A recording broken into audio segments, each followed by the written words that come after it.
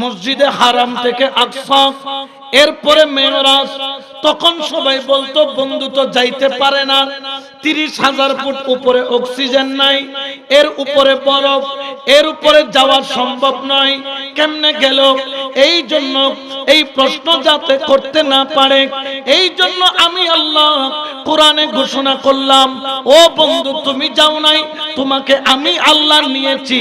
অর্থাৎ বন্ধুরে, কেউ যাতে তোমার দিকে কোন ধরনের আঙ্গুল তুলতে না পারে, যা হবে আমি আল্লাহর সাথে মোকাবেলা হবে। বড় করে বলেন সুবহান, সুবহানাল্লাযী আসরা বিআবদিহি। তার প্রিয় বান্দাকে আব্দ বলেছে, প্রিয় বান্দা বলেছেন। আব্দ কেন বলল? আব্দ হওয়ার জন্য চামড়ার দরকার, আব্দ হওয়ার জন্য রক্তের দরকার, আব্দ হওয়ার জন্য মাংসের দরকার, আব্দ হওয়ার জন্য হাড্ডির দরকার, আব্দ হওয়ার জন্য শরীরের দরকার, আব্দ হওয়ার জন্য জিন্দা হওয়া দরকার, আব্দ হওয়ার জন্য মানুষ হওয়া দরকার। বশরীয় সূরত দান করেছেন। অর্থাৎ আমার নবী তিনি স্বপ্ন জগে নয়, যেরকম বশরীয় সূরত আছে, ওই সূরতে সরাসরি আল্লাহ দিদার করেছেন। বড় করে বলেন সুবহান। আমি মাঝে মধ্যে চিন্তায় পড়ি যে ঈদে মেরাজুন নবী এত বড় একটি ঘটনা, আল্লাহ পাক রব্বুল আলামিন তার হাবিবকে অসংখ্য মুজিজা দান করেছেন, যার মধ্যে একটি মুজিজা হলো পবিত্র ঈদে মেরাজুন নবী সাল্লাল্লাহু আলাইহি ওয়াসাল্লাম। সুবহানাল্লাহ বলেন না?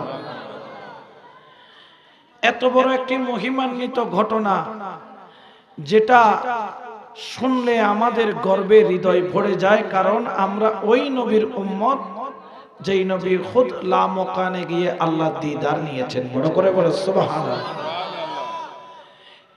এত বড় একটি নিয়ামত পাওয়ার পরেও আমাদের সমাজের কিছু ভাই আছে মেরাজুন নবীর দোষ ত্রুটি খুঁজে, ঠিক কিনা? আরো জোরে বলেন না ঠিক কিনা? মেরাজুন নবী তারা মানতে চায়, এক এক সময় এক এক বাহানা করে।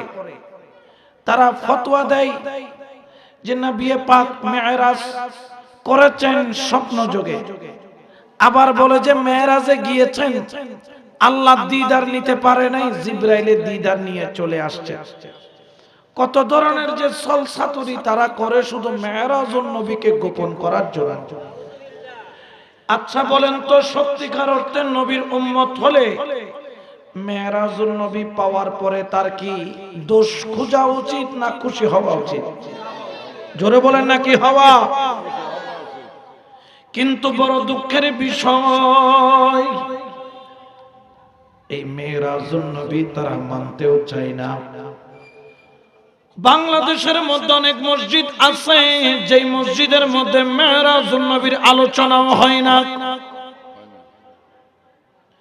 তারা মসজিদের মধ্যে তালা মাইরা দেয় যাতে মেরাজের রাত্রে আল্লাহর বান্দারা আল্লাহর ইবাদত করতে না পারে, ঠিক কিনা? আচ্ছা বলেন তো, বান্দা যদি আল্লাহর ইবাদত করে কোনো অসুবিধা আছে? আমি গভীরভাবে চিন্তা করলাম মেরাজুন নবী নিয়ে তাদের এত সুলকানি খাইজানি কেন? ভালো করে নজর করে দেখলাম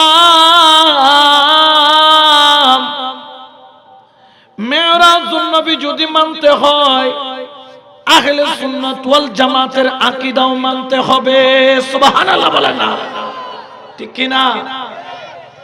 মেরাজুন নবীকে যদি মানতে হয় নবীকে নূর মানতে হবে। কিন্তু আমাদের কিছু দাড়িওয়ালা, টুপিওয়ালা, পাগড়িওয়ালা, মিসওয়াকওয়ালা, ঢিলাওয়ালা, কুলুপওয়ালা আছে না নাই? তারা নবীকে বলে নবী আমার মতো তোমার মতো। নাউজুবিল্লাহ বলেন। মেরাজুন নবী যদি মানে আল্লাহর হাবিবকে নূর মানতে হবে। মেরাজুন নবী যদি মানে আল্লাহর নবীকে জিন্দা নবী মানতে হবে। মেরাজুন নবী যদি মানে নবীর ইলমে গায়েব মানতে হবে। মেরাজুন নবী যদি মানে নবীকে আমার মতো তোমার মতো বলা যাবে না, ঠিক কি না? এখন যারা সারা জীবন বলছেন নবী আর মতো তোমার মতো, এরা কোনোদিন মেরাজুন নবী মানবে? কারণ জেনে রাখেন, মেরাজুন নবীকে অস্বীকার করার কোনো সুযোগ নাই।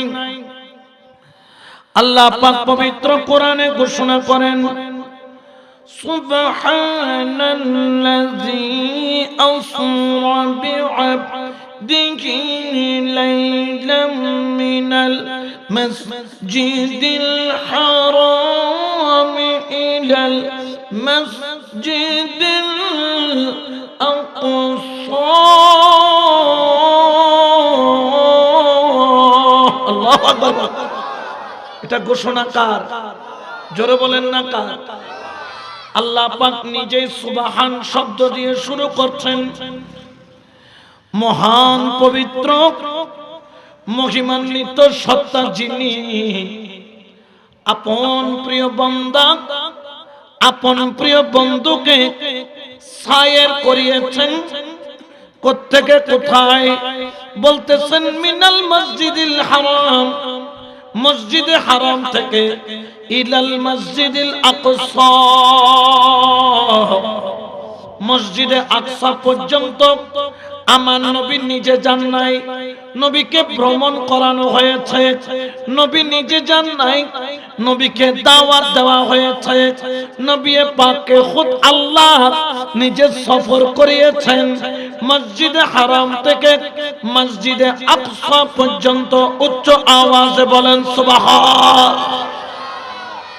কেউ যদি এই মসজিদে হারাম থেকে মসজিদে আকসা নবী সশরীরে গিয়েছেন অস্বীকার করে, সে কাফের।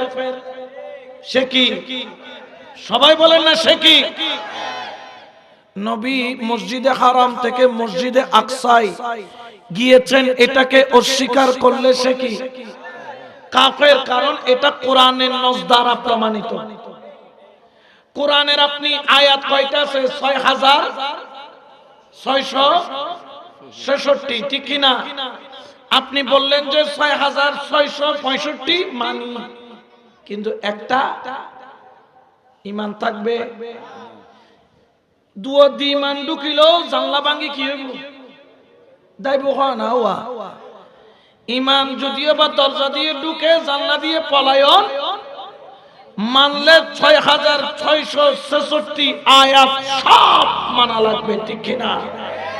কারণ যালিকাল কিতাবু লা রাইবা ফীহি হুদাল লিল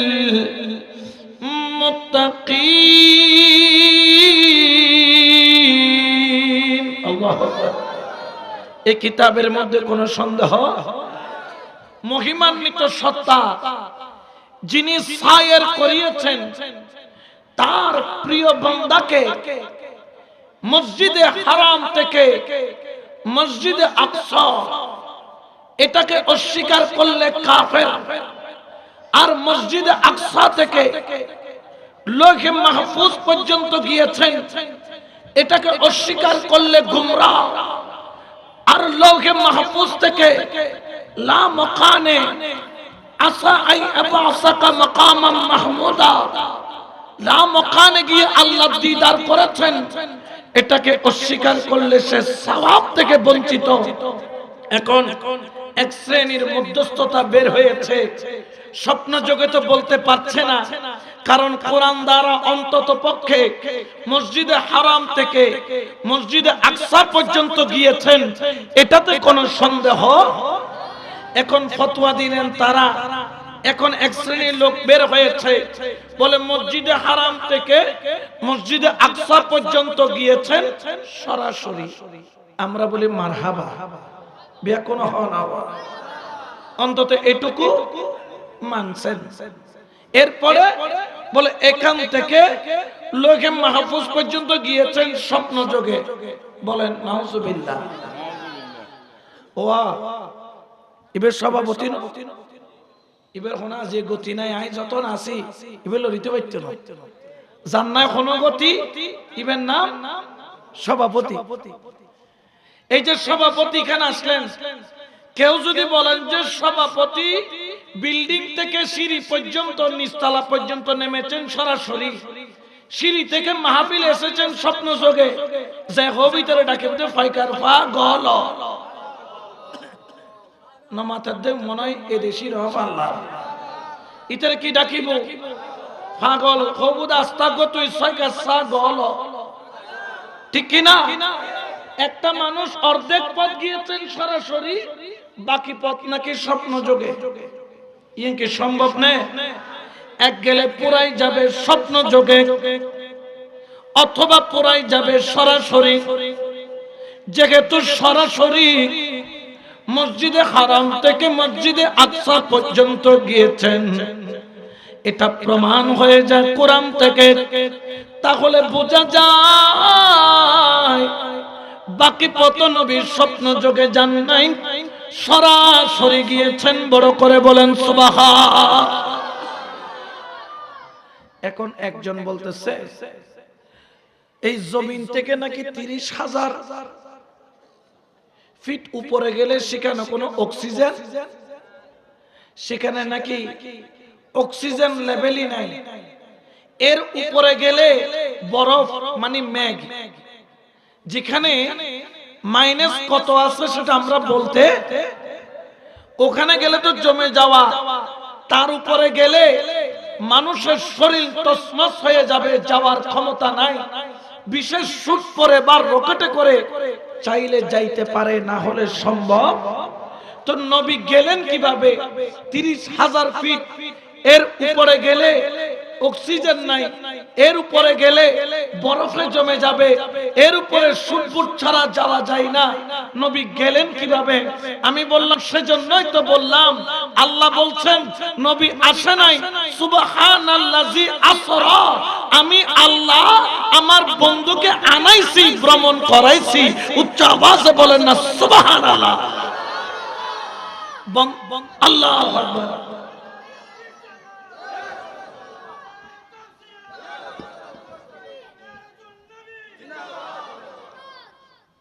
বন্ধু জান নাই, এই জন্য আল্লাহ বলতেছেন বাতিলরা তো এখানে খোঁচা মারবে। এই জন্য আমি বললাম, আমি যদি বলতাম বন্ধু এসেছে, বন্ধু নিজে গিয়েছে মসজিদে হারাম থেকে আকসা, এরপরে মেরাজ, তখন সবাই বলতো বন্ধু তো যাইতে পারে না, 30,000 ফুট উপরে অক্সিজেন নাই, এর উপরে বরফ, এর উপরে যাওয়া সম্ভব নয়, কেমনে গেল? এই জন্য এই প্রশ্ন যাতে করতে না পারে, এই জন্য আমি আল্লাহ কোরআনে ঘোষণা করলাম, ও বন্ধু তুমি যাও নাই, তোমাকে আমি আল্লাহ নিয়েছি। অর্থাৎ বন্ধুরে, কেউ যাতে তোমার দিকে কোন ধরনের আঙ্গুল তুলতে না পারে, যা হবে আমি আল্লাহর সাথে মোকাবেলা হবে। বড় করে বলেন সুবহান, ঠিক কিনা? তাহলে নিয়ে গেছেন কে? কিন্তু বেজারে গিয়ে তো মোল্লা, বেজারই তখন মোল্লা হন, বেজারই তখন নিয়েছেন কে? কেন আল্লাহকে নিতে পারে না? আল্লাহর কাছে ক্ষমতা নাই? কুল্লি শাইইন কাদির কে? জোরে বলেন না কে? এখন যদি বলেন স্বপ্ন যোগে গিয়েছে, স্বপ্ন যোগে একবার মেরাজ করেছে, আপনি যে মাযহাব মানেন ইমামে আযম, তিনি বলেন আমি আল্লাহকে স্বপ্ন যোগে 99 বার দেখেছি। সুবহানাল্লাহ বলেন। কয়বার দেখেছেন? তাহলে আর নবী দেখি দে একবার, ইমাম আযম দেখি দে, তাহলে ইমামে আযমের দাম নবী তুন বাড়ি নগি। ধরেন আই বেরে দিলাম দে, একটি আই বেরে দিলাম দে 99 টিয়া, বেশি হারে দি ইবারে, ঠিক কিনা? তাহলে ইবের দাম বাড়ি নগি না, বাইরে গেছে। এখন আমার নবী দেখছেন একবার, আর নবীর গোলাম দেখছেন 99 বার, এটা কি হতে পারে? পার্থক্য কি? ইমামে আযম 99 বার দেখেছেন স্বপ্ন যোগে, কিন্তু আমার আল্লাহর হাবিব আল্লাহকে সরাসরি দেখেছেন একবার। অর্থাৎ আমার কামলিওয়ালা নবী স্বপ্ন যোগে নয় সরাসরি দেখেছেন। স্বপ্ন যোগে দেখার নাম ক্রেডিট নয়, সরাসরি দেখার নাম হলো ক্রেডিট। সুবহানাল্লাহ বলেন না। দেখাইছেন কে?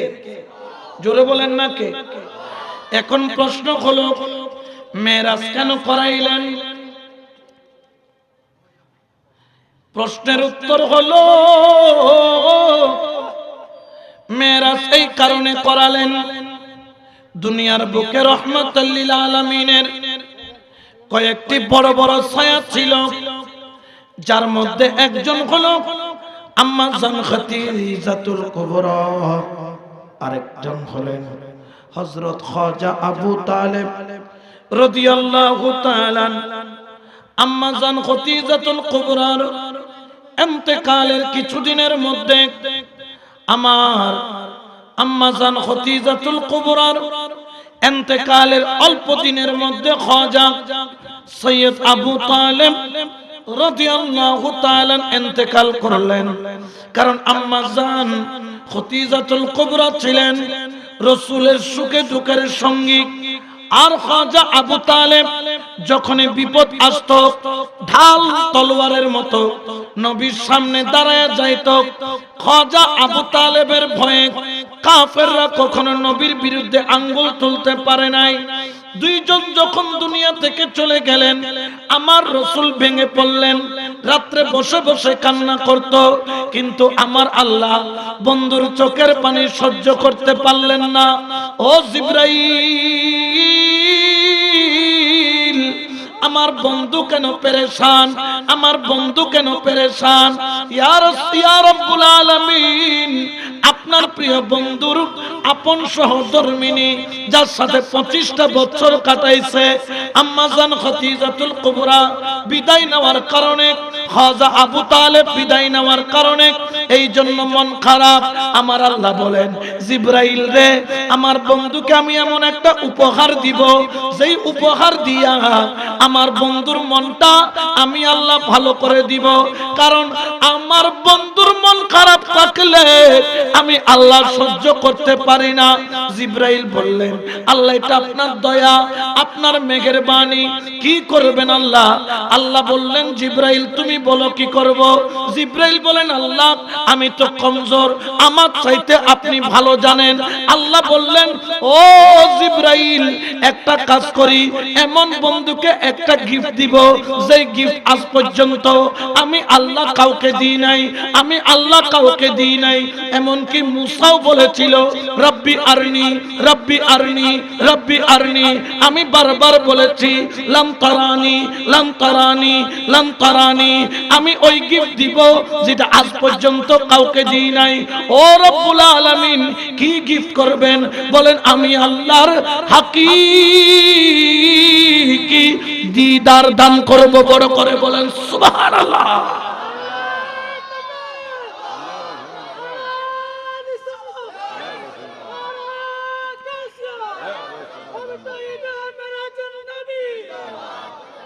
দিদার দিয়েছেন কে? কিন্তু বেজারও গিয়ে দেয়। কিরে মোল্লা, তুই বেজার কারে? বনফুত এ বনফুত, তুই জলর কা? আল্লাহ দিদার দিতে পারেন না, আল্লাহর কাছে ক্ষমতা নাই, দিতে পারেন না বললে তো আল্লাহ কমজোর হয়ে যাবে। তখন কাফেররা বলবে তোমার আল্লাহ কমজোর। নাউজুবিল্লাহ বলেন। কুল্লি শাইইন কাদির কে? আল্লাহ সবকিছুর ক্ষমতার মালিক কে? এই জন্য বলছেন, বন্ধু আসেন নাই, বন্ধুকে আমি এনেছি।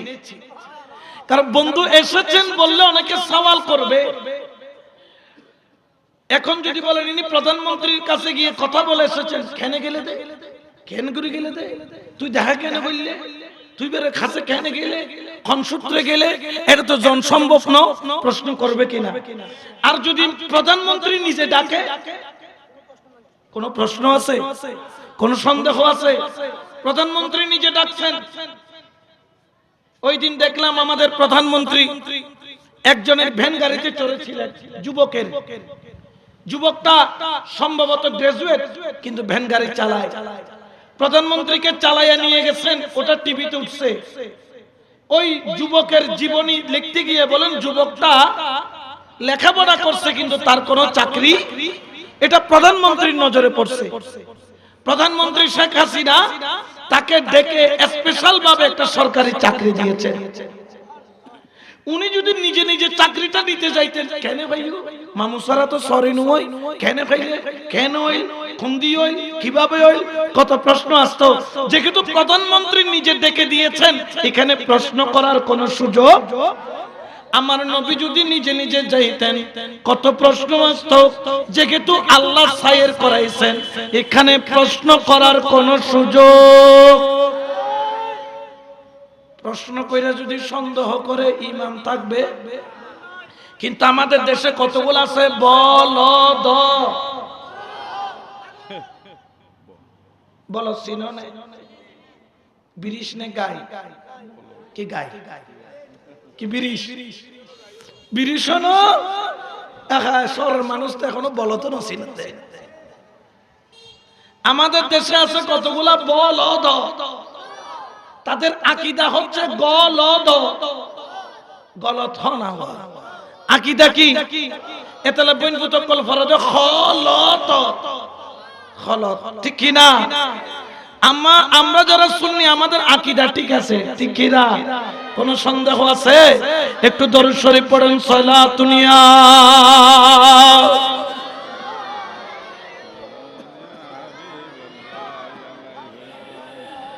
अरे खुदा की अज़मत क्या है,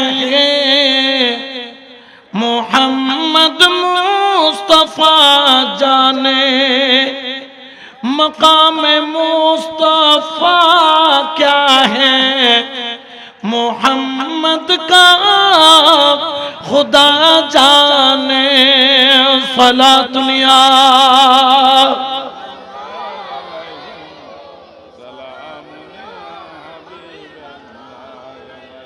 এরপরে আমার আল্লাহ এখানে বলছেন সুবহানাল্লাযী আসরা বিআবদিহি। আবদিহি কেন বললেন? আসরা বিনবিয়িহি বলতে পারতেন, কিন্তু আবদিহি কেন বললেন? বিনবিয়িহি যদি বলতেন তাহলে বাতিল ফিরকারা সবাই বলতে, একটু আগে আমার ভাই বলেছেন ৭২ ফিরকা। কয় ফিরকা? ওই ৭২ ফিরকা বলতো নবী সফর করেছেন, কারণ নবী তো আজকে থেকে ১৪০০ বছর আগে তৈরি হয় নাই। আমার নবী তখন নবী যখন আদম তৈরি হয় নাই। সুবহানাল্লাহ। এই জন্য আমার নবী বলেন আনা নবিয়ুন কানা আদমু বাইনাল মাই ওয়াত তিন। আমি তখন নবী ছিলাম যখন আদম পানি এবং মাটির সাথে মিশ্রিত। বাবা আদমের পিঠে, তারপর কপালে, আঙ্গুলের ডগায় যেটা আমরা চুমা দেই, এটা আদমের সুন্নাত। এরপরে হযরত শীশ, এরপরে হযরত ইদ্রিস পয়গম্বর, আস্তে আস্তে ইব্রাহিম খলিল, ইসমাইল জবি, এরপরে আমার কামলিওয়ালা নবী হযরত খাজা আব্দুল্লাহ রাদিয়াল্লাহু তাআলা ওনার নসল দিয়ে আসলেন। আমার নবী আগেও নবী ছিল, এখনো নবী আছে, কিয়ামত পর্যন্ত থাকবে। আল্লাহ পাক এখানে নবী শব্দ ব্যবহার করেন নাই কেন? কারণ বাবা আদম যখন ছিল তখন বশরিয়ত সূরতে নবী ছিল না, নূরের আকৃতিতে ছিল। নূর আল্লাহ দিদার করতে পারে, এটাতে কোনো সন্দেহ নাই। বাতিলরা প্রশ্ন তুলবে, যখন নূর ছিল তখন করেছেন, দুনিয়াতে আসার পরে করেন নাই। এই জন্য আমার আল্লাহ বললেন সুবহানাল্লাযী আসরা বিআবদিহি। তার প্রিয় বান্দাকে আব্দ বলেছে, প্রিয় বান্দা বলেছেন। আব্দ কেন বলল? আব্দ হওয়ার জন্য চামড়ার দরকার, আব্দ হওয়ার জন্য রক্তের দরকার, আব্দ হওয়ার জন্য মাংসের দরকার, আব্দ হওয়ার জন্য হাড্ডির দরকার, আব্দ হওয়ার জন্য শরীরের দরকার, আব্দ হওয়ার জন্য জিন্দা হওয়া দরকার, আব্দ হওয়ার জন্য মানুষ হওয়া দরকার। বশরীয় সূরত সুরত দান করেছেন। অর্থাৎ আমার নবী তিনি স্বপ্ন জগে নয়, যেরকম বশরীয় সুরত আছে ওই সুরতে সরাসরি আল্লাহ দিদার করেছেন। বড় করে বলেন সুবহান।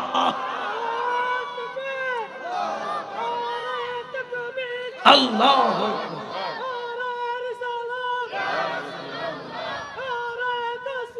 ইয়া গৌসুল জিন্দাবাদ, হুশিয়ার সাবধান, নবীর ওলির দুশমন। আবদিহি শব্দটা ব্যবহার করেছেন কেন? কারণ আব্দ হওয়ার জন্য একটা জসদের প্রয়োজন। মানুষের কাছে একটা বডি আছে, একটা রূহ আছে। কি আছে? একটা রূহ, একটা রূহ আর বডি যখন হয় তখন সেটা একটা মানুষ। সেটা কি? মানুষ। রূহ থেকে যদি বডি আলাদা হয় ওই মানুষের কোনো দাম আছে? রাসূল পাক আগেও ছিল, কিন্তু বাজাসাদ এসেছেন 1400 বছর আগে মা আমেনার ঘরে।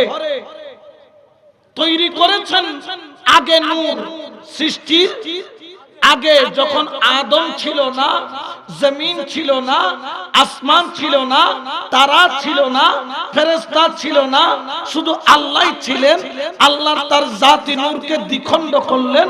একটার নাম হচ্ছে আল্লাহ, আরেকটার নাম হচ্ছে তাজেদারে মদিনা মুহাম্মদুর রাসূলুল্লাহ সাল্লাল্লাহু আলাইহি ওয়াসাল্লাম। বড় করে বল সুবহান।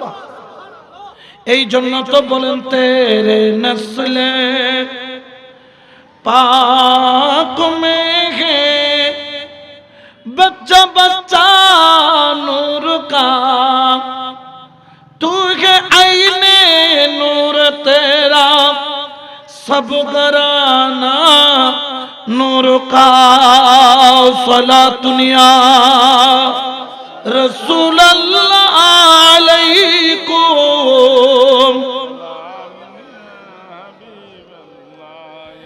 এরপরে আমার আল্লাহ বললেন সুবহানাল্লাযী আসরা। আসরা অর্থ হলো ভ্রমণ করানো। ভ্রমণ করলেন বিআবদিহি, তার প্রিয় বান্দাকে, বন্ধুকে ভ্রমণ করালেন লাইলান। লাইলান অর্থ হলো রাত। লাইল অর্থ রাত, লাইলান অর্থ রাত। লাইল শব্দ ব্যবহার না করে লাইলান তনবিন কেন দিলেন? লাইল অর্থ হলো রাত, তবে ওই রাত যেই রাত্রের মধ্যে চন্দ্র থাকে, যেই রাত্রের মধ্যে তারা থাকে, যেই রাত্রের মধ্যে মিটমিট করে তারা জ্বলে, লাইলান হলো ওই রাত যাকে বলা হয় অমাবস্যার রাত। চন্দ্র দেখা যায় না, তারাও দেখা যায় না, অন্ধকার থাকেন। আল্লাহ লাইলান তিমির রজনী কেন ব্যবহার করলেন? ওরে আমার বন্ধু, তোরে যখন আমার সাথে দিদার করাবো, দুনিয়ার বুকে শুধু তোমাকেই আলো বানায়া রাখবো। এক আলো হলো তুমি, আরেক নূর হলাম আমি আল্লাহ। বড় করে বলেন সুবহানাল্লাহ। আবার আমার আল্লাহ বলছেন কি করেছেন? মসজিদে হারাম থেকে মসজিদে আকসা সফর করালেন কেন? বারাকনা হাওলাহু লিনুরিয়াহু মিন আয়াতিনা, আল্লাহর নিদর্শনগুলোকে দেখানোর জন্য। আচ্ছা বলেন তো, কাউকে যদি কোনো কিছু দেখাইতে হয় রাত্রি বেলা দেখাই না দিনের বেলা? বিল্ডিং উদ্বোধন যখন করে, ইঞ্জিনিয়ার যখন আসে, ডালাই ঠিক আছে কিনা, রড ঠিক আছে কিনা, এই তো 3টা বাজাই কিনা, ফজর থাকি দেয়, কারণ রাতিয়ে দেখা কিন্তু দিনে। তো ইয়া রাসূলুল্লাহ, আপনাকে নিদর্শন দেখাবেন, দেখানোর জন্য তো দিন ভালো, রাত কেন ব্যবহার হলো? আমার আল্লাহ বুঝাইতে চাইলো, ওরে দুনিয়ার মানুষ, নবীকে তোমার মতো মনে করো না। নবী দিনে যেরকম দেখে, নবী রাত্রেও সেরকম দেখে, নবী হায়াতে যেরকম দেখে, রওজা থেকেও সেরকম দেখে। সুবহানাল্লাহ বলে না? আল্লাহ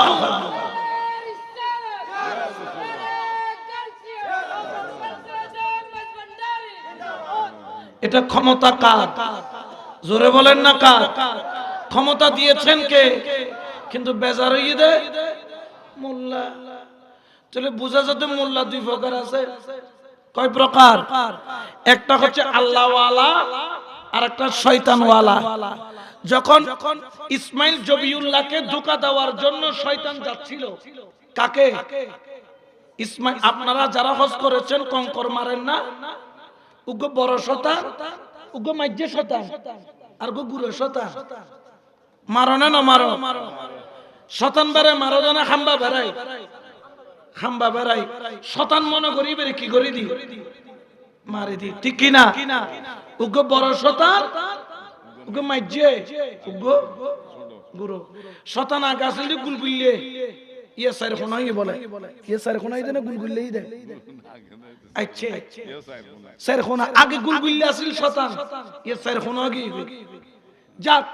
এখন এই যে শয়তানকে পাথর মারেন তিন জায়গায়, কেন? কারণ তিন জায়গায় শয়তান বাবা ইব্রাহিম, মা হাজেরা, ইসমাইল জবিউল্লাহ তিনজনকে তিন জায়গায় ধোঁকা দিতে চেয়েছিলেন, কিন্তু পারে। এই যে তিন জায়গায় ধোঁকা দিতে গিয়েছিলেন, কোন শুরুতে গিয়েছিলেন?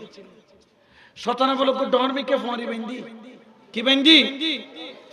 এবারে ফোয়ারি দিবে দুই চারি মনান্তাছে বুঝন। ইও হতন যদি ফোয়ারি বাঁধি বাঁধি লিখছে চলার, ঠেলা গাড়ি চলানি তো ফোয়ারি ঘরের।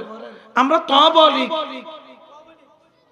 খনা নহর কিলোটা তুই যদি ইমামতি করতে দেখালিয়ে তুই তো সুরা বাতিও পরীক্ষা তিনি আর গেলে মসজিদ কবি তো তুই বিশেষ যাইবি বড় আলেম, এবারে ইমামতি করতে দাও, এবারে ফরি ডর। পাগড়ির একটা সম্মান আছে না নাই? আছে। শয়তান নাকি পাগড়ি পরে দাড়ি লাগাইয়া জুব্বা পরে তিন জায়গায় ধোঁকা দিতে গিয়েছিল। শয়তানের একটা ফেভারিট সূরত হলো মাওলানা সূরত। এই জন্য যাত্রার কথা শোনা যাবে না। কার কথা শুনবেন? যার মুখে দিয়া নবীর প্রশংসা বের হয়, যিনি ইয়া নবী সালাম আলাইকা বললে মুখটা আলোকিত হয়ে যায়। আমার রহমতুল লিল আলামিনের প্রশংসা শুনলে হৃদয় খুশি হয়ে যায়, ওটা হলো আল্লাহওয়ালা মাওলানা। আর যারা ইয়া নবী সালাম আলাইকা বললে দাঁড়াইতে পারে না, এমনি মুনাজাত করা বেদাত। ফজরের নামাজের পরে বেদাত, যোহরের নামাজের পরে মুনাজাত বেদাত, আসরের পরে বেদাত, মাগরিবের পরে বেদাত, এশার পরে বেদাত, জানাজার পরে বেদাত, মুনাজাত করা বেদাত। আবার আখিরি মুনাজাতের জন্য টঙ্গিতে দৌড়াদৌড়ি করে মুনাজাতের জন্য। আমরা করলে বেদাত, তারা করলে দাত। বোঝা যাচ্ছে এটা আল্লাহওয়ালা নয়, এটা শয়তানওয়ালা। ঠিক কিনা? আল্লাহু আকবার, ইয়া রাসূলুল্লাহ জিন্দাবাদ, মারহাবা। তাহলে দাড়ি টুপি দেইলে এড়ে বেরাই না দীর্ঘ সম্পর্কিত ভিতরে রাসূলের প্রেম আছে না? ঠিক কিনা? আবু জাহেলের মুখ তো কি আছিল? দাড়ি আসলে দিবি কি আল্লাহওয়ালা না শয়তানওয়ালা?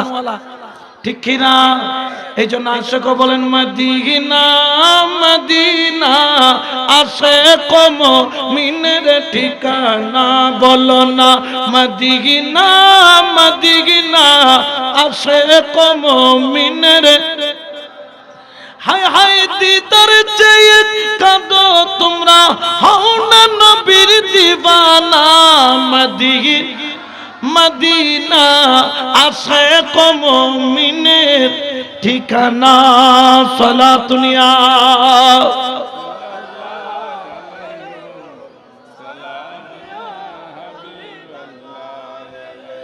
এরপরে আমার কামলিওয়ালা নবী বুরাকের মধ্যে উঠলেন। বুরাক থেকে গেলেন মসজিদে হারাম থেকে মসজিদে আকসা। মাঝখানে তিন জায়গার মধ্যে দুই রাকাত করে নফল নামাজ পড়লেন। একটার নাম হলো মদিনায়ে তৈয়বা, আরেকটার নাম হলো তুরে সিনা, আরেকটার নাম হলো হযরত আম্মা জান মারইয়াম আলাইহিস সালামের ঘর, যেখানে ঈসা পয়গম্বর জন্ম নিয়েছিলেন। তিন জায়গার মধ্যে নামাজ পড়াইলেন। মনে মনে চিন্তা করি, আল্লাহ বন্ধুরে সফর করাইবা, এখানে মদিনায় কেন নামাজ পড়াইলা? কারণ বর্তমানে কতগুলা বেয়াদব আছে, নবীর জিয়ারত করলে বেদাত বলে।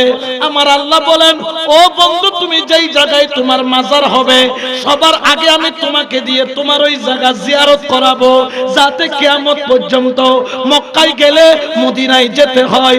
এরপরে গেলেন কোথায়? তুরে সিনা, তুরে সিনা, তুরে সিনা, পাহাড়ের মধ্যে যেখানে আল্লাহ মুসার সাথে কথা বলতেন। ও রাসূল, সেখানে কেন গেলা? এই দুনিয়ার মানুষ যেখানে আল্লাহওয়ালা থাকে, আল্লাহওয়ালা যায়, ওই জায়গা দামি হয়ে যায়। আল্লাহওয়ালা যেখানে বসে, জায়গা দামি হয়ে যায়। আল্লাহওয়ালা যেখানে আল্লাহর ইবাদত করে, জায়গা দামি হয়ে যায়। তোমরা যখন খানকায় যাবা, দলিল কোথায় পাবা? মুস্তাফা, তুমি আমার মুসা পয়গম্বরের খানেকা, যেখান থেকে আল্লাহর সাথে কথা বলতো, তুরে সিনার মধ্যে যাও, কিয়ামত পর্যন্ত আল্লাহওয়ালার নিদর্শন জিয়ারত করা সুন্নাত হয়ে যাবে। এরপরে গেল মা মারইয়াম আলাইহিস সালামের ঘরে। কেন গেলেন? আমরা যখন সেখানে কি জন্য গেলেন ইয়া রাসূলুল্লাহ? বলে এইখানে ঈসা আলাইহিস সালাম জন্ম নিয়েছেন। ঈসা জন্ম নেওয়ার কারণে ওই জায়গা দামি হয়ে গেছে। ঈসার জন্ম স্থানকে সম্মান দিয়েছেন। অর্থাৎ আমার নবী যে স্থানে জন্ম নিবে, মিলাদুন নবী করবে, এটা কম দামি নয়। ঈসা আলাইহিস সালামের জন্মদিন যদি দামি হয়, আমার নবীটা কম দামি না বেশি দামি? ঠিক কিনা? তাহলে বিভিন্ন জায়গায় জিয়ারত করলে বেদাত হারাম বলা যাবে। বইন ফুতক কল তুনো তো দুও গিয়ার আছে, ওগুলো বেদাত, ওগুলো শিরিক।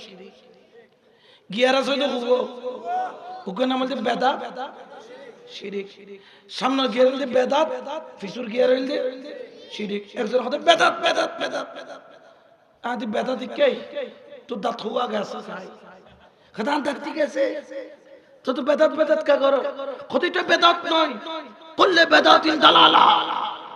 প্রত্যেক বেদাত এগুলা অনুসরণ করা যাবে না। হয়তো চলে তুইও বেদাত, তোর বাপও, তোর মাও, তোর দাদা, তোর হুয়াস, তোর বউও বেদাত। হ্যাঁ, হুজুরিয়ে আবার কি হতা? আহাদি জিয়ান নবীর আমল নোয়াসিলিয়ে নি তো বেদাত। চলে তুই নবীর আমলত আসিলি নি, তুইও তো বেদাত। তোর বাপ নবীর আমলত আসিল নি, তাহলে তোর বাপও আগে যাক নিজের ঠিক করবি। নিজে কেন বেদাত তোর দাঁতবিয়ান চিন্তা করবে, ঠিক কিনা? আর সুন্নি এটা দলিল ছাড়ানো চলি। সুন্নিরা দলিল ছাড়া চলেও না, কথা বলেও। আমার কামলিওয়ালা নবী মসজিদ আকসার মধ্যে গেলেন, সেখানে যাইয়া নামাজ পড়াইলেন। কয় রাকাত? কয় রাকাত? মুসল্লি কারা ছিল? চেয়ারম্যান সাহেব, মেম্বার সাহেব, এমপি সাহেব, আমাদের সুফি মিজান সাহেবের মতো ধনী ব্যক্তি, নাকি 1,24,000 পয়গম্বর? আমি চিন্তায় পড়ে গেলাম। নবী মেরাজে যাচ্ছেন, নিচ্ছেন আল্লাহ। মসজিদে আকসার মধ্যে গেলেন, 1,24,000 পয়গম্বর মেরাজ নিচ্ছেন আল্লাহ। আদম আলাইহিস সালাম মসজিদে আকসার মধ্যে, শীশ আলাইহিস সালাম মসজিদে আকসার মধ্যে, আমার হযরত ইদ্রিস মসজিদে আকসার মধ্যে, আমার হযরত হারুন মসজিদে আকসার মধ্যে, আমার হযরত ইউসা বিন নুন মসজিদে আকসার মধ্যে, আমার দাউদ আলাইহিস সালাম মসজিদে আকসার মধ্যে, আমার উজাইর আলাইহিস সালাম মসজিদে আকসার মধ্যে, সুলাইমান আলাইহিস সালাম মসজিদে আকসার মধ্যে, 1,24,000 পয়গম্বর মসজিদে আকসার মধ্যে। আমার নবী মেরাজে যাচ্ছেন, নিচ্ছেন আল্লাহ। ও আদম, তোমাকে দাওয়াত দিল কে? ও ঈসা, তোমাকে দাওয়াত দিল কে? ও মুসা, তোমাকে দাওয়াত দিল কে? ও হারুন, তোমাকে দাওয়াত দিল কে? ও পয়গম্বর, তোমাকে দাওয়াত দিল কে? পয়গম্বর বলেন, ওরে দুনিয়ার মানুষ শোনো, আমাদেরকে দাওয়াত দেওয়া লাগে না, আমরা জানি। কেমনে জানো? বলে আমাদের কাছে আল্লাহর দেওয়া ইলমে গায়েব আছে। সুবহানাল্লাহ বলে না? আল্লাহু আকবার ইয়া রাসূল। ইলমে গায়েব সব নবীর আছে, এই জন্য তো তারা এসে গেছে, ঠিক কি না? এখন বনভূত হতে বিয়াক নবীর ইলমে গায়েব আছে, আর নবীর বলে নাই। তাহলে বোঝা যাতে ইবের মাথা তারেকান কি সিরা হয় না তারেকান, যদিও ভাই কোনো দেখতে লাগে যে দাদা, আসলে কোনো ইয়েতে গাদা, আসলে তারা কি দেখতে লাগে, আসলে তারা উগতি কত ন আমি দাদা নো আমি নানা আদ না না তুই তো ভিতরে খানা আর আর আছে জানা তোর লাই সম্পর্ক এখন মানা, গাজীর শেরে বাংলার ঘোষণা, ঠিক কি না? এই জন্য শেরে বাংলা বলতেন হইম না গুসা হয়ে যাবে তোমার আবার না তোমার আবার আর গেল দিবে, হইম না সাই আর গেল তেল দিলে তোমার সামলাই নেবে। কিন্তু আগর দমদম, দমদম মানে ফাঁসে মেয়ে ফোঁটে দিয়ে দিবে কথা কথা। আগর দমদম বাগর দমদম ওয়াহাবি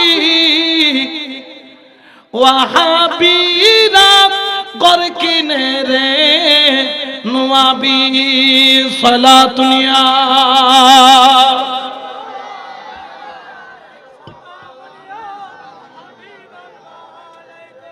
ভিতরে ভিতরে ফোরার ফাল্লা জ্বলেন না কেন না কুশিলার যেগুলো তোর ভিতরে ভিতরে জ্বলিব মনে করিবে যে লাল কুত্ত ইয়েলোর ভাই, তেমন কোনো পার্থক্য এডিএল টিএল নাই, ফারত তাকিবের কথা তো, ঠিক কি না? খালি উগল লেস হই যে সোজা উগল লেস কথা বিরক্ত লান না কেন? মসজিদ আকসার মধ্যে 1,24,000 পয়গম্বর কেমনে আসলো? বলে আমাদের কাছে ইলমে গায়েব আছে, আল্লাহ প্রদত্ত ইলমে গায়েব।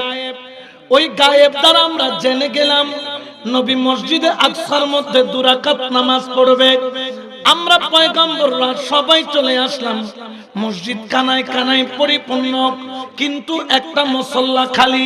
মুক্তাদির নয়, মুক্তাদির নয়, বাবা আদম মুক্তাদি, ঈসা মুক্তাদি, মুসা মুক্তাদি, পয়গম্বর মুক্তাদি, সুলাইমান মুক্তাদি, ইব্রাহিম মুক্তাদি, হারুন মুক্তাদি, ইসমাইল মুক্তাদি, সবাই মুক্তাদি, কিন্তু ইমামের মুসল্লা খালি।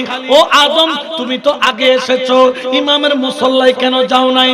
বলে না না ইমামতি আমি করব না। ও মুসা তুমি যাও, বলে আমি করব না। ঈসা তুমি যাও, বলে আমি করব না। হারুন তুমি যাও, আমি করব না। সুলাইমান তুমি যাও, আমি করব না, করব না। ইমামতির মুসল্লা খালি, কারণ কি? বলে আজকের ইমাম আমিও নই, আজকের ইমাম তুমিও নও, আজকের ইমাম কেউ নয়। 1,24,000 পয়গম্বর কেউ ইমামতির যোগ্য নয়। কেন নয়? সবাই তো নবী। বলে নবী হলো আজকে ইমামদের ইমাম আসবেন, তিনি হলেন রাহমাতাল লিল আলামিন। সুবহানাল্লাহ বলেন না আল্লাহু আকবার।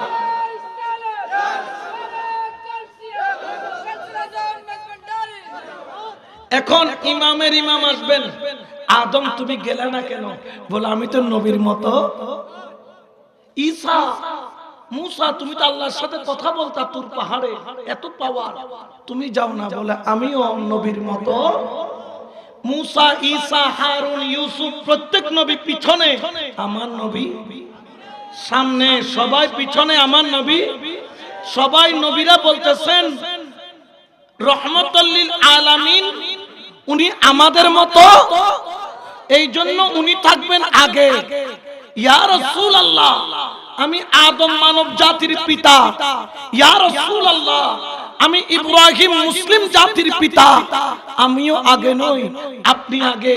কারণ আপনার মর্যাদা আর আমার মর্যাদা এক নয়। কিন্তু ইয়া বর্তমানে হদুন তালতো ভাই হালতো ভাই বাড়ি দেয় নবী আমার মতো। জোরে বলেন না নাউজুবিল্লাহ। নবীর আমার মতো বলে ইমানদার না শয়তান? নবী আমার মতো এটা পয়গম্বরের আদব না শয়তানের আদব? এটা শয়তান বলে, কখনো মুমিন বলতে পারে যেখানে বাবা আদম ইমামতি করে নাই কেন? বলে আমি তো নবীর মতো নই, আমি কেমনে ইমামতি করব?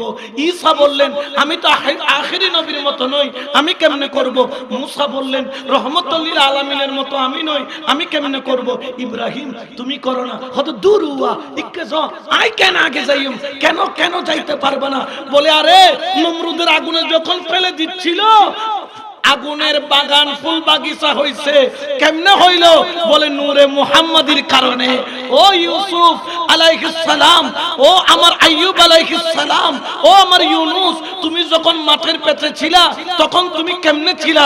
বলে নূরে মুহাম্মাদির কারণে জিন্দা ছিলাম। ওরে আমার হযরত আপনার হযরত ইউসুফ আলাইহিস সালাম যখন আঙ্গুল কাটতেছিল সুন্দরী রমণীরা তোমার সৌন্দর্য দেখে, এই সৌন্দর্যের রহস্য কি? Fair and Lovely, Fair and Lovely লাগাই যে সুন্দর এই দেয়? বলে না না না, এই সৌন্দর্যের রহস্য হলো তাজদারে মদিনা। সুবহানাল্লাহ বলে না, আমরা কেউ নবীর মতো নই, ওই নবীর রঙে আমরা নূরি হয়েছি, ওই নবীর রঙে আমরা সুন্দর হয়েছি, এই জন্য আমরা কেউ নবীর মতো নই। আমরা নবী হওয়ার পরেও এই জন্য ইমামতির মুসাল্লা আমাদের জন্য নয়, ইমামতির মুসাল্লা রহমতুল লিল আলামিনের জন্য। নবীরাও মনে করছেন নবী আমার মতো নয়, কিন্তু দুই পাওয়ালা মোল্লা বলছেন নবী আমার মতো তোমার মতো। বড় করে বলেন নাউজুবিল্লাহ। তাহলে বোঝা যাচ্ছে আর আকীদি বলতে নবীর আকীদা, ঠিক কি না? নবী অকলের আকীদা বলতে আর আখেরি নবী ইতারার মতো ইয়া কত না কত নবী আমার মতো তোমার মতো সাধারণ মানুষ। ওই ইয়া কোরআনের ফাঁকে খবর গিয়ে গই ফিরোজপুর আছে লুড়িতে কি কি চলে আল্লাহ জানে। এবারে যাতে প্রশ্ন করছি নবী কিসের তৈরি, যেরকম স্বামী স্ত্রী মিলন করলে বীর্যপাত হয়, ওই বীর্য থেকে নবী তৈরি। ফাটা জুতা দি মারল জুতা খাওয়া তার গাল ছাই না মারিস আয় জুতা না ফাঁক হয়ে যাবে। কত বড় জঘন্য কথা নবীর শানে বলছে। আপনাকে যদি কেউ বলে তুই কেন তৈরি, তুই কবি না আর মা আর মার বাপে বিয়ে করি কি ইয়ার পরে বাসর ঘর করি কি এন তারপরে কইবে না। ইয়ার নাম কি? আদব না বেয়াদব? যেটা তুমি তোমার মায়ের ব্যাপারেও বলো না, সেটা তুমি নবীর ব্যাপারে বলছো। তাহলে বোঝা যায় এরা উপরে ফিটফাট, ভিতরে জোরে বলেন না ভিতরে। এই জন্য শায়েরে বলেন শোনো সুন্নি মুসলমান জাগো সুন্নি মুসলমান, ময়দানেতে প্রমাণ হবে, ময়দানেতে প্রমাণ হবে তোমার আসেনি ঈমান, তোমার আসেনি ঈমান। শোনো সুন্নি মুসলমান জাগো সুন্নি মুসলমান, ময়দানেতে প্রমাণ হবে, ময়দানেতে প্রমাণ হবে তোমার আসেনি ঈমান, তোমার আসেনি ঈমান। সালাতুনিয়া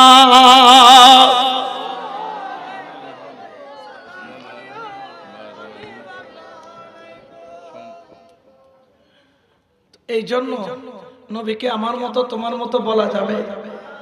এরপরে নবী ওইখান থেকে গেলেন 7 আসমান পারি হয়ে সিদরাতুল, জোরে বলে না সিদরাতুল মুনতাহা। সিদরা মানে কি? গাছ। কি গাছ? বড়ই গাছ। সিদরা শব্দের অর্থ কি? বড়ই গাছ। মুনতাহা অর্থ হচ্ছে শেষ সীমানা, যেটার পরে আর কোন জায়গা, অর্থাৎ বান্দার ক্যাপাসিটিতে এর চাইতে বেশি যাওয়ার কোনো ক্ষমতা নাই। এই গাছটা বিশাল, এটার শিকড় নাকি 7ম আসমান থেকে 6ষ্ঠ আসমান পর্যন্ত। এটার নিচে দিয়ে 2টা নদী আছে, 4টা নদী আছে, 2টা পৃথিবীতে আছে, 2টা জান্নাতে আছে। এক নদীর নাম দুনিয়াতে নীল নদ, আর এক নদীর নাম ফুরাত নদ। আর যেটা জান্নাতে আছে একটা হচ্ছে কাউসার, একটা হচ্ছে সালসাবিল। সুবহানাল্লাহ। সিদরাতুল মুনতাহায় গিয়ে জিবরাইল বলে আমি আর সামনের দিকে যাইতে পারবো? ওরে সিদরাতুল মুনতাহায় গিয়া জিবরাইল পাক দাঁড়াইয়া সামনে যেতে পারবো না আর সামনে যেতে পারবো না আর ও গো নূর আল্লাহ সামনে যেতে পারবো না আর ও গো নূর আল্লাহ সেই খুশিতে পড়ো সবাই দরুদ সাল্লে আলা সেই খুশিতে পড়ো সবাই দরুদ সাল্লে আলা নূরুন নবী যাই দিদার নিলেন খোদা তাআলা নূরুন নবী যাই দিদার নিলেন খোদা তাআলা সেই খুশিতে পড়ো সবাই দরুদ সাল্লে আলা সেই খুশিতে পড়ো সবাই দরুদ সাল্লে আলা সুবহানাল্লাহ। সময় কম, অল্প সময়ের মধ্যে শেষ করব। যদিও মেরাজের আলোচনা যদি আরেকটু কেন মশলা দিয়ে যদি খাইতেছ 2 ঘন্টা লাগবে সময়। এখন যেহেতু মশলা দিবার আর টাইম নাই, 12টা পার হয়ে গেছে। একটা সোসাইটির একটা নিয়ম আছে, আমরা নিয়ম ভঙ্গ করতে চাই। সিদরাতুল মুনতাহায় গিয়ে জিবরাইল দাঁড়ায় গেছেন। জিবরাইল তুমি এতটুকু পর্যন্ত আমার সাথে আসলা, এখন তুমি আমার সাথে যাবে না, এটা আবার কি? ইয়া রাসূলুল্লাহ উপরে আমার যাওয়ার ক্ষমতা কেন? বলে আমি তো আপনার মতো না, আমি আপনার মতো নয়। যেখানে আপনি যাবেন আপনার মাকাম অনেক উপরে, আমি যেতে পারবো না। জিবরাইল কেন যাবে না? আমি আপনার মতো নই। ও জিবরাইল কেন যাচ্ছ না? কারণ আপনি আমার মতো নন। তাইলে দুনিয়াতে পয়গম্বরদের আগে থেকে বোঝা গেল নবী পয়গম্বরের মতো নয়, পয়গম্বর থেকে আরো অনেক উপরে। সিদরাতুল মুনতাহায় গিয়ে জিবরাইল দাঁড়ায় আছে, সামনে যায় না, কারণ ও নবী আমি তোমার মতো, কিন্তু বনপুত হতো নবী আর মতো। কোন বনপুতে? হ্যাঁ গাট্টিওয়ালা বনপুতে। মোহাম্মদ করে ডাকি দেরকে আইজে বেলে কেজু ইকে নতায় বেলে আল্লাহ হেদায়েত করি বেলে। আর রাসূল কাফেরের বাড়াই না তো জিনে এতলাকে মোহাম্মদ করে ডাক দিদেরকে আইজা গো বাড়ায় কে কে নজাইস। যেখানে জিবরাইল বলতেছেন নবী আমি যেতে পারবো না কারণ আমি আপনার মতো নই, সেখানে তুই দুইটি কেমলই দান খাইয়ে রে, সল খাইয়ে রে, কুরবানি গরু সামরা খাইয়ে রে, গেড়ি মোটা করে কত নবী আমার মতো। তাহলে বোঝা যাচ্ছে এগুলোর ভিতরে গলত আছে না নাই? আল্লাহর দরবারে দিদার নিলেন, নামাজ আনলেন 50 ওয়াক্ত, কমাইতে কমাইতে কয় ওয়াক্ত? জোরে বলেন না কয় ওয়াক্ত?